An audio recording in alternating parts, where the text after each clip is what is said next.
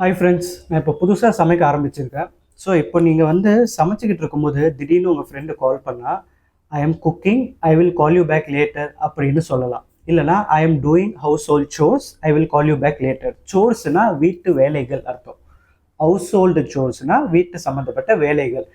ஏன்னா இப்போ நம்ம வந்து உதாரணத்துக்கு நம்ம பாத்ரூமை க்ளீன் பண்ணுவோம், கிச்சனை க்ளீன் பண்ணுவோம், நம்ம என்னெல்லாம் பண்ணுறேன்னு பர்சனல் ஒர்க்கு தானே, அதெல்லாம் கலீக்ஸ்க்கு சொல்ல வேணாம். அதை சிம்பிளாக சொல்கிற ப்ரொஃபஷனல் வேர்டு சோர்ஸ். இன்னொன்று முக்கியமான விஷயம், இப்போ இங்கே உங்களுக்கு சிம்பிள் ப்ரெசன்ட் டென்ஸ் அப்படின்னா என்னன்னு சொல்ல போகிறேன். சிம்பிள் ப்ரெசன்ட் டென்ஸ்னா என்ன?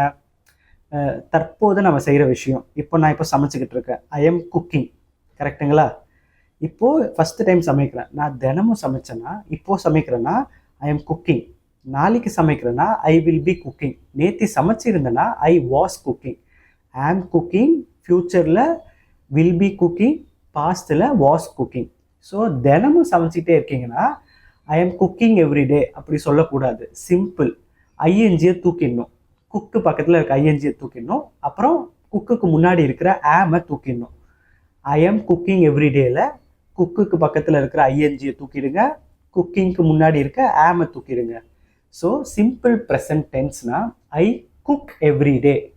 இதுக்கு என்ன அர்த்தம்னா தினமும் நீங்கள் சமைப்பீங்க. இந்த மாதிரி தினமும் செய்கிற விஷயத்துக்கு ஐஎன்ஜியை சேர்க்கக்கூடாது.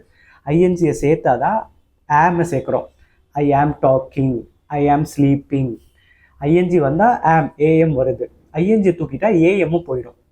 அந்த மாதிரி ஐஎன்ஜி இல்லாமல் ஒரு சென்டென்ஸை சொன்னீங்கனாலே அதுதான் சிம்பிள் ப்ரெசன்ட் டென்ஸ். நீங்கள் ரெகுலராக பண்ணுற ஒரு செயலை குறிப்பதே simple present tense. I brush my teeth every day தான் சொல்கிறோம். I am brushing my teeth every day சொல்ல மாட்டோம், சொல்லக்கூடாது. I brush my teeth every day, I bath every day, I go to office every day, I am going to office every day சொல்லக்கூடாது. இன்னைக்கும் office போகிறீங்க, நாளைக்கும் போவீங்க, நேற்றையும் போனீங்க. அந்த மாதிரி இடத்துல ஐஎன்ஜி இல்லாமல் சொல்ல பழகிக்கோங்க. அதுதான் கரெக்டான ஃபார்ம், ப்ரொஃபஷ்னலாக இருக்கும்.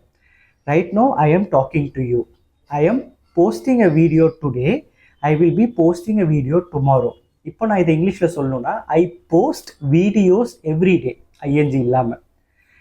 ஐ ரன் 5 கிலோமீட்டர்ஸ் எவ்ரிடே, தினமும் 5 கிலோமீட்டர் ஓடுவேன். ஐ ஸ்லீப் 8 ஹவர்ஸ் எவ்ரிடே, தினமும் 8 மணி நேரம் தூங்குவேன். I am sleeping 8 hours everyday சொல்லக்கூடாது, ஐஎன்ஜி இல்லாமல் சொல்லுங்கள்.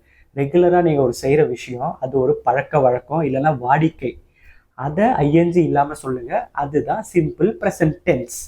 வீடியோ பிடிச்சிருந்தா லைக் பண்ணுங்கள், மறக்காமல் சேனலை சப்ஸ்கிரைப் பண்ணுங்கள். அப்புறம் நான் சொன்னது புரியலன்னா கமெண்ட் பண்ணுங்கள், நான் உங்களுக்கு எனக்கு தெரிஞ்ச விதத்தில் சொல்கிறேன். அப்படி ஏதாவது டீட்டெயில்டாக வேணும்னா இன்னொரு வீடியோ போடுறேன். பாய்.